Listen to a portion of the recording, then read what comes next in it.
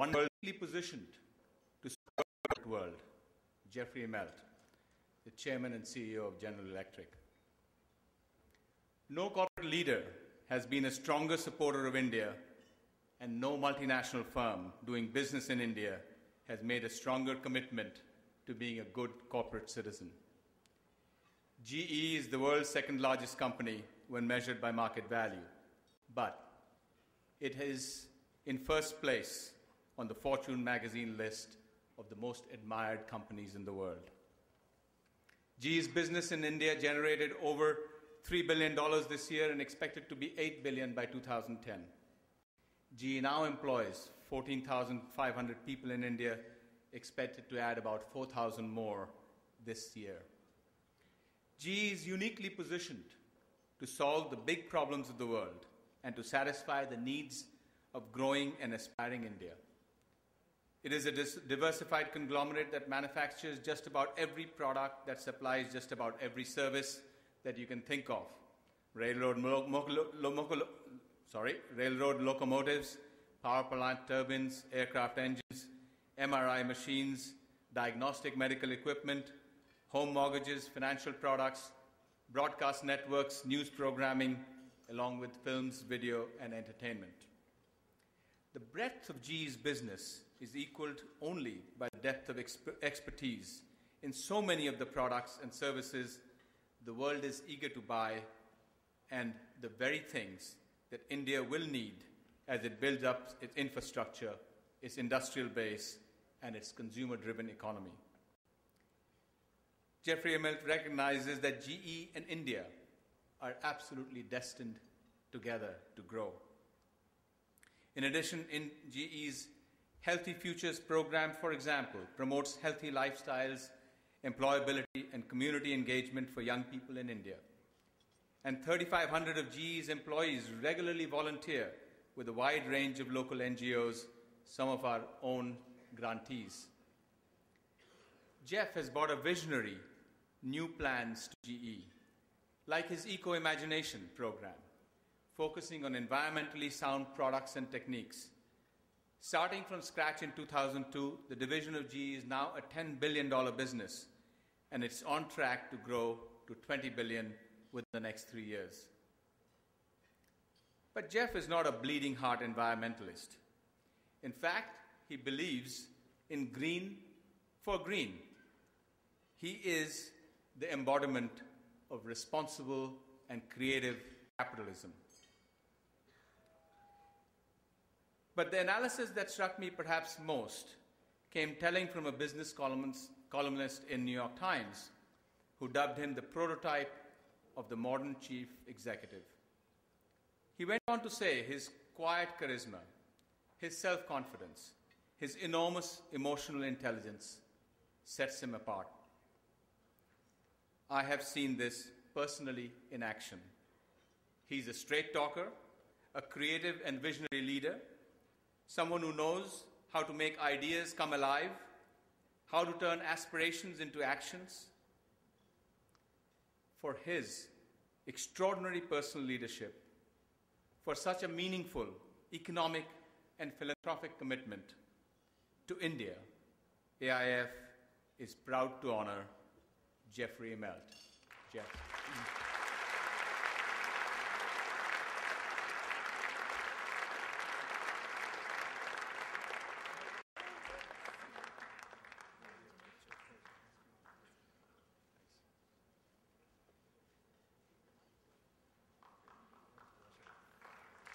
Good evening. On behalf of GE, I accept this great award from the American India Foundation. It's a great honor on behalf of all of our employees and our great company who have been present in India for so long to receive this award. I'd like to thank Rajat for his great introduction. I'd also like to thank Paul and Martin for hosting the dinner this evening. It's really great, and I'm proud of the fact that we've been able to raise money for such a worthwhile cause. I'd like to first acknowledge my co-recipient, Mukesh Ambani, a great friend and a terrific CEO who runs one of the most important companies in the world. I I was recently traveling with my wife, and we were looking at the Forbes list, and we were going through India. And, you know, I've got so many friends in the room tonight, and so we've been doing business in India for so long. I said, here's my friend Azim Primji. He's been successful. KP Singh, he's been successful. Mukesh Ambani, he's been successful. My great friend Ratan Tata. And she says, what happened to you? What's, you know, we were hanging around with all these great guys, you know, gosh. But I'm proud of Mukesh and what he's done with Reliance to make it one of the most famous companies in the world. He's a great customer of ours. He's been a great innovator. And I can't tell you how important it is at a time when the opponents of capitalism want to paint all CEOs as faceless corporations, how important it is for India to have the face of Mukesh Ambani as a leader, as a great visionary, and beyond his power for Reliance, I think it's great for all of India to have him at the forefront of this economic powerhouse called India.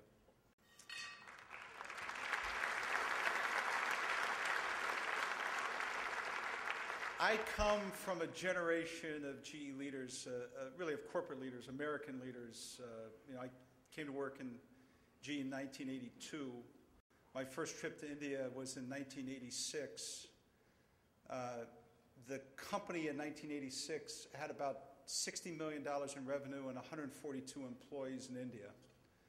So my first trip to India wasn't in a corporate jet. It was in the bowels of a 747, arriving at 3 a.m., waiting 2 or 3 hours for my luggage. I do the corporate jet today. It's easier, I have to tell you.